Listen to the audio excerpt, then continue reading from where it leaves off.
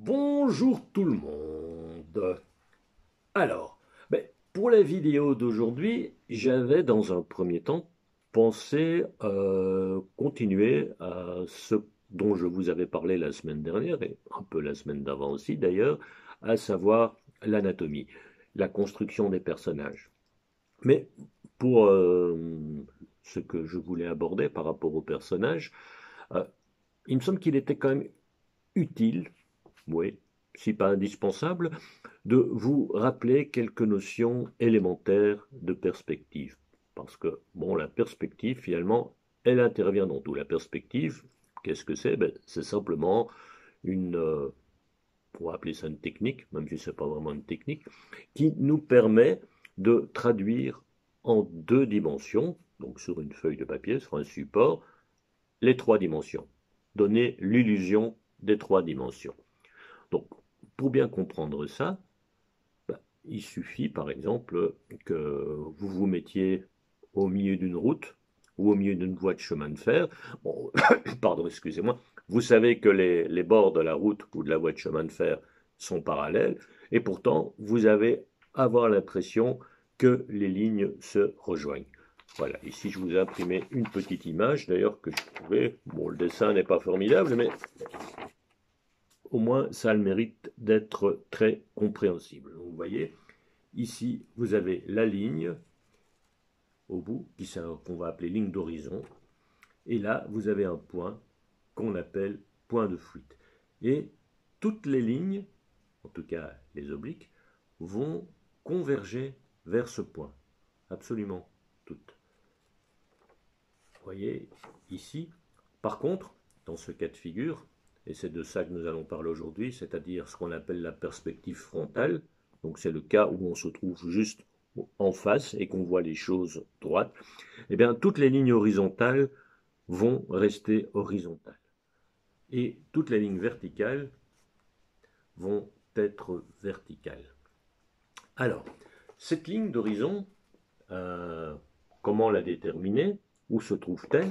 Eh bien, cette ligne d'horizon, en fait, elle correspond à la hauteur des yeux. Donc, la personne qui a fait ce dessin ou qui a pris une photo qui a servi à faire ce dessin, eh bien, elle avait la hauteur de ses yeux était ici, à hauteur de cette ligne. Donc, cette ligne, évidemment, la hauteur de cette ligne peut varier en fonction de la hauteur à laquelle nous nous trouvons. Par exemple, si au lieu d'être simplement debout au milieu, on se met à plat ventre, et tout d'un coup, la ligne d'horizon, elle va descendre très très fort et on ne verra quasiment plus rien du paysage. Et si, à contrario, on prend de la hauteur, qu'on monte en haut du poteau ou que sais-je, eh bien, l'effet de perspective, les lignes, au plus on va monter, au plus les lignes vont sembler parallèles. Voilà.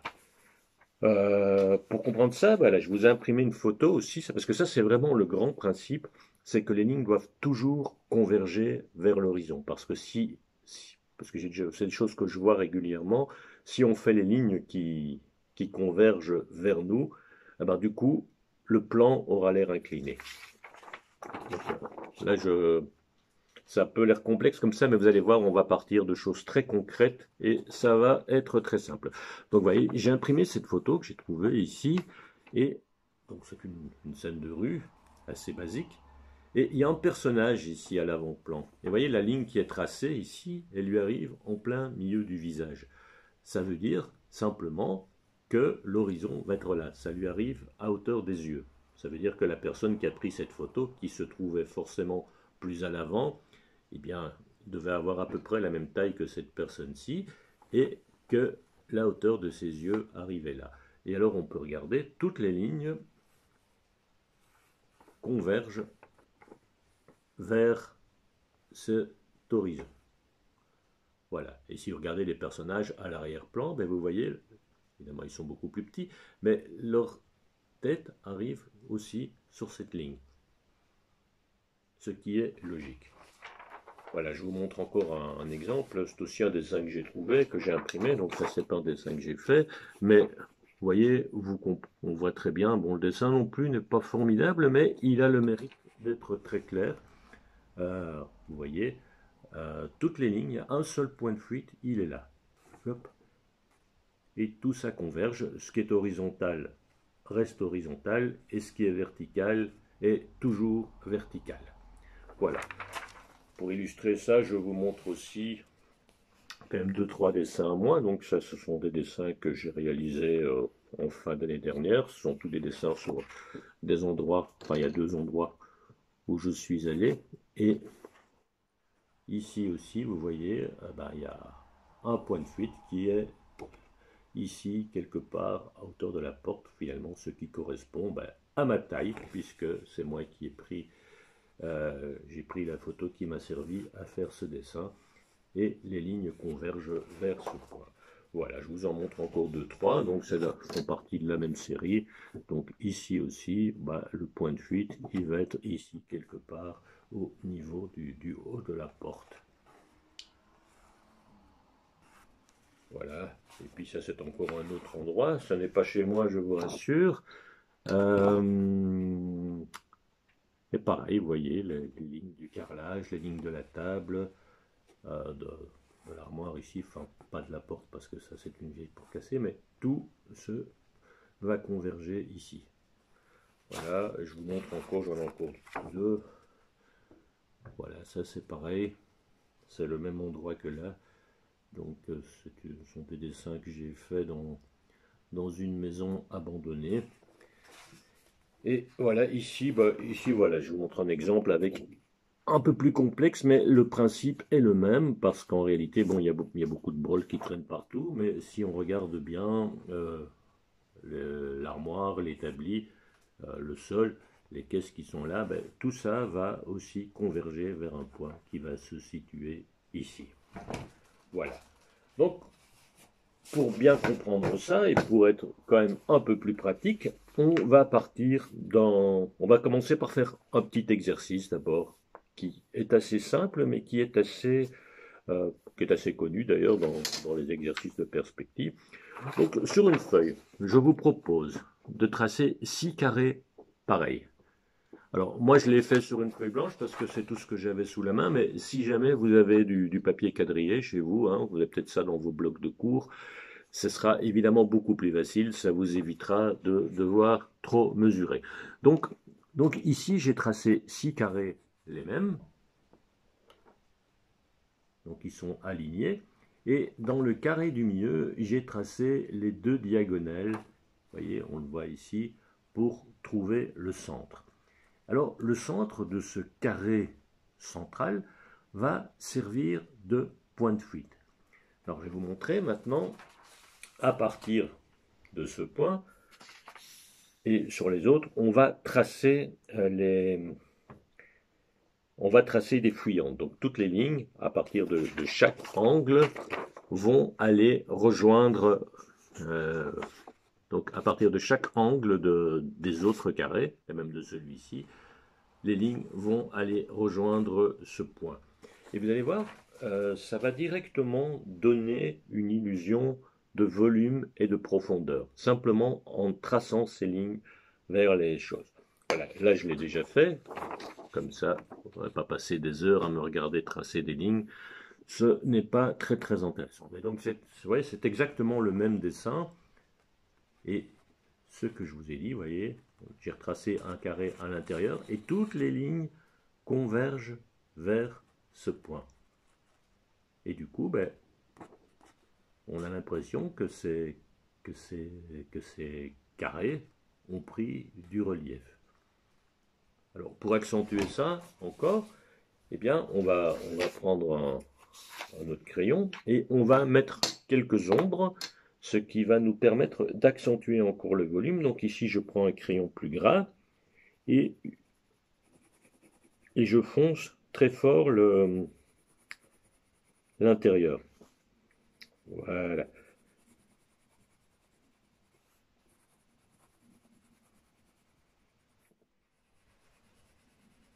Et là, vous allez voir simplement avec cet exercice assez simple,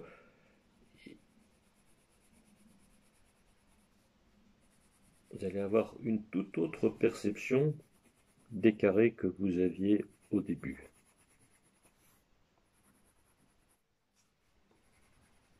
Voilà. Et là, je les ai noircis. Et on a même un peu l'impression que ces carrés ne sont plus égaux. On a l'impression qu'il y en a qui sont plus... Alors que ce sont les mêmes, hein, c'est le même dessin sur lequel j'ai fait ces ombres. Et une fois qu'on a fait ça, ben, on peut accentuer encore.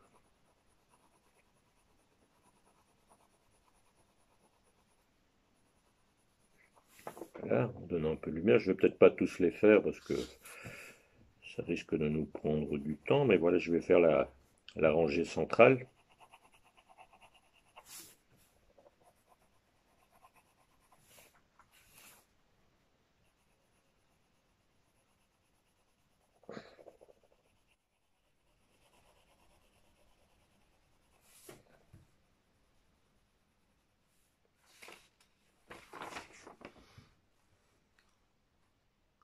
Et on a l'impression tout d'un coup que ce bête carré, ben, il est plein de profondeur.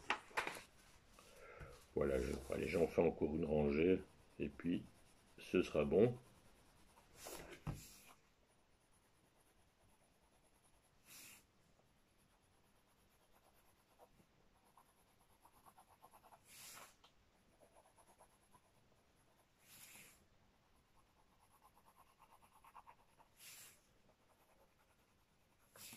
Voilà.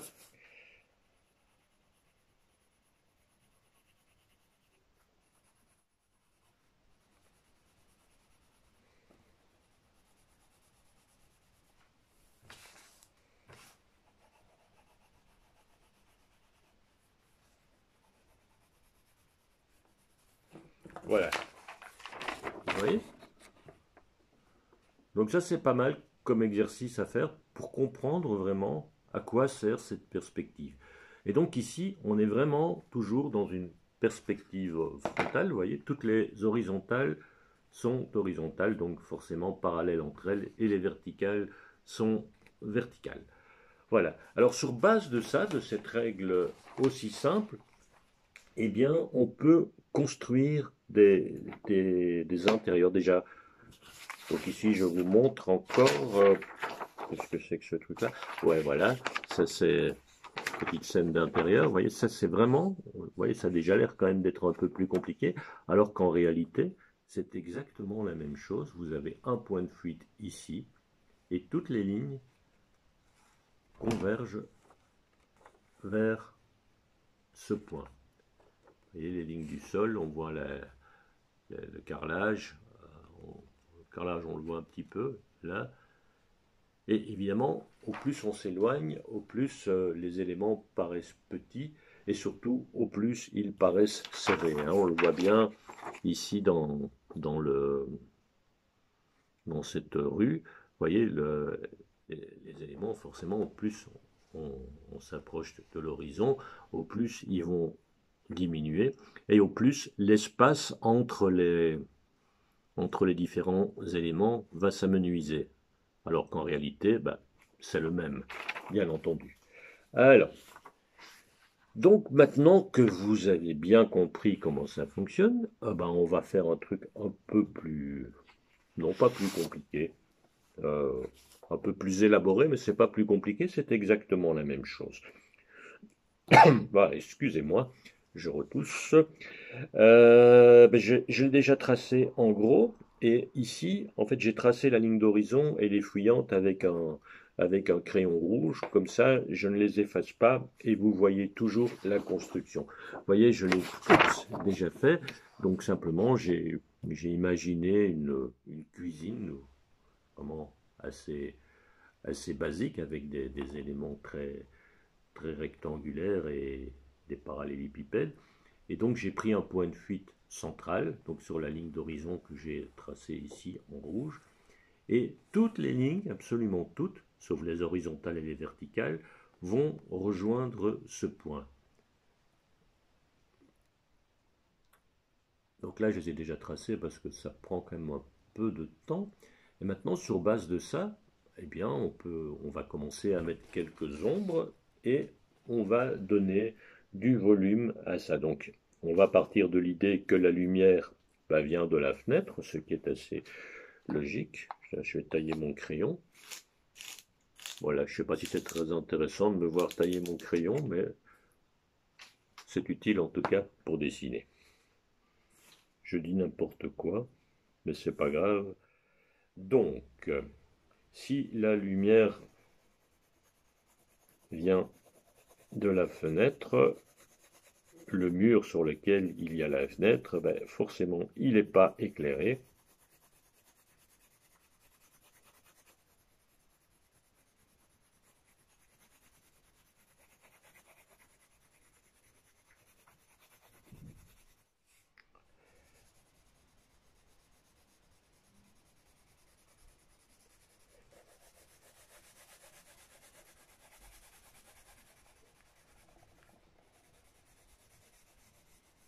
Voilà.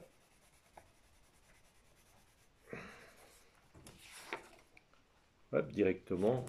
Vraiment, si je ne le montre pas, directement, ça accentue le volume. Alors, forcément, toujours dans cette idée de lumière qui vient de la fenêtre, ben les faces opposées, ici, hein, les pans de l'armoire qui sont à l'extérieur, ben, ils vont être foncés aussi. J'ai pris un crayon plus gras.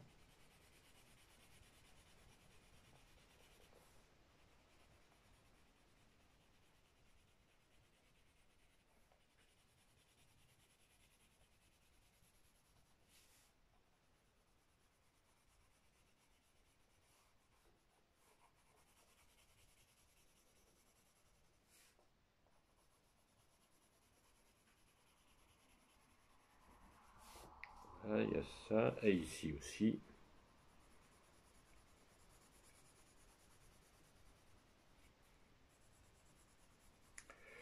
Voilà, ça va aller vite, hein. Et on va aussi foncer ce morceau-là et le pied de la table.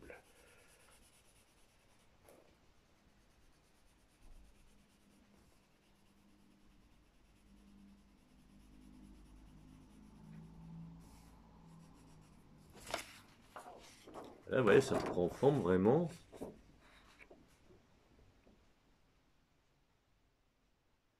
Maintenant, ben, on peut encore rajouter deux, trois détails.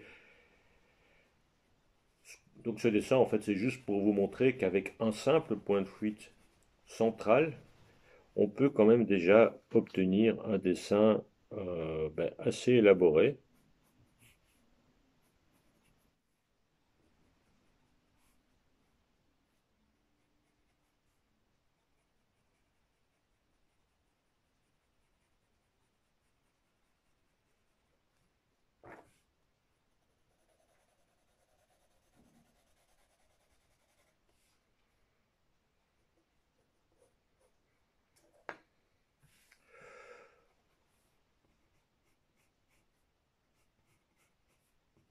On va même mettre une ombre ici sur le sol.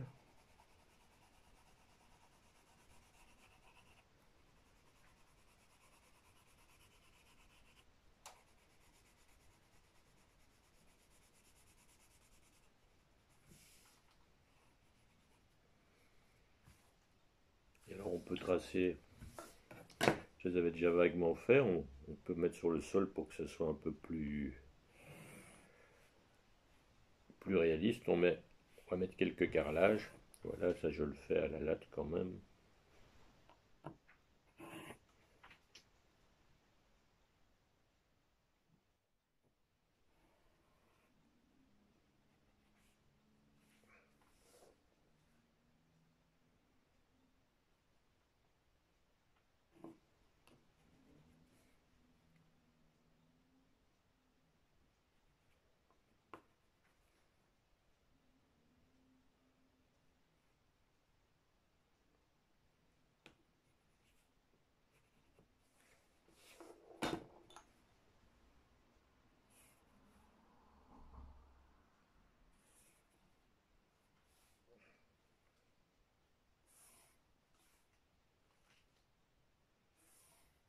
Et voilà.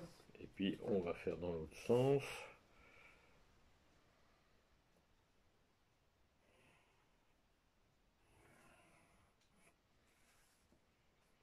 Alors, pour faire des carrelages correctement, c'est vrai que là, mais je ne vais pas insister là-dessus aujourd'hui, mais en réalité, il y a une règle pour faire la diminution des carrelages de manière rigoureuse, mais ça, je vous expliquerai une autre fois parce que, vous voyez, j'ai fait les deux premiers, bon, j'ai fait des carrelages ici aussi, et vous voyez, ça, c'est vraiment une perspective élémentaire, il y a un seul point de fuite. Toutes les lignes vont là, moi ça je vous l'ai déjà dit d'ailleurs, je répète un petit peu. Et sur base de ça, vous pouvez déjà faire vraiment beaucoup de choses. Donc voilà, ici, je vous parle de ça aujourd'hui. Bon, bien sûr, la perspective, ça peut être aussi beaucoup plus compliqué. Donc ici, je m'en tiens à une perspective à un seul point de fuite, mais il y a des cas où il peut y avoir plusieurs points de fuite, et à ce moment-là, ça devient quand même déjà un petit peu plus complexe, mais je vais y revenir très prochainement, parce que voilà, on va pas faire une vidéo de 3 heures pour parler de ça. Donc ce que moi je vous propose, donc en dehors du petit exercice que je vous ai proposé tout à l'heure, donc avec les carrés, donc ça permet vraiment de bien comprendre, mais c'est simplement, vous prenez une feuille, vous tracez un horizon à la hauteur que vous voulez, mais le mieux c'est que ça corresponde quand même à la hauteur des yeux d'un personnage, peut-être la vôtre, vous pouvez même prendre une photo, comme ça, vous voyez, comme je vous ai montré la photo tout à l'heure avec la dame dans la rue, je ne sais plus où elle est, voilà, elle est là. Ben, vous pouvez prendre une photo dans un magazine ou une photo que vous trouvez et vous tracez des lignes dessus et vous allez voir, comme ça va vous permettre de comprendre et de vérifier que tous ces points convergent bien vers l'horizon. Voilà. Ben, pour aujourd'hui, je vais en rester là. Non, oui. C'est un petit peu confus tout ça. Donc ce que je disais, donc en dehors de l'exercice là, ben, moi je vous propose c'est de refaire comme ça un petit peu une petite scène d'intérieur. Donc vous choisissez une ligne d'horizon, ça ne doit pas être une cuisine, ça peut être n'importe quoi. Hein. Vous voyez ici c'est déjà une scène un peu plus aérée, mais c'est tout aussi simple. Donc vous choisissez une ligne d'horizon, vous choisissez un seul point de fuite. Pour plus de facilité, vous le mettez au centre. Et puis vous tracez vos lignes qui convergent. Et voilà, vous mettez des murs, on voit le plafond, on voit le sol, et vous installez un meuble ou l'autre. Et vous allez voir, simplement, c'est un jeu de construction. Ce sont des cubes, toutes les lignes horizontales, horizontales, les verticales, verticales, et les fuyantes vers le point de fuite. Et vous allez voir, avec cette règle simple, vous allez déjà pouvoir faire beaucoup de choses. Voilà, pour aujourd'hui, on va en rester là, mais je reviendrai là-dessus très prochainement, et puis je reviendrai aussi par après sur les constructions du corps humain, vous allez voir, tout et dans tout, en me servant de la perspective. Donc, comme d'habitude, vous faites une petite photo et vous m'envoyez ça, et voilà, et on voit ce qu'on va faire avec tout ça. Allez, à la prochaine!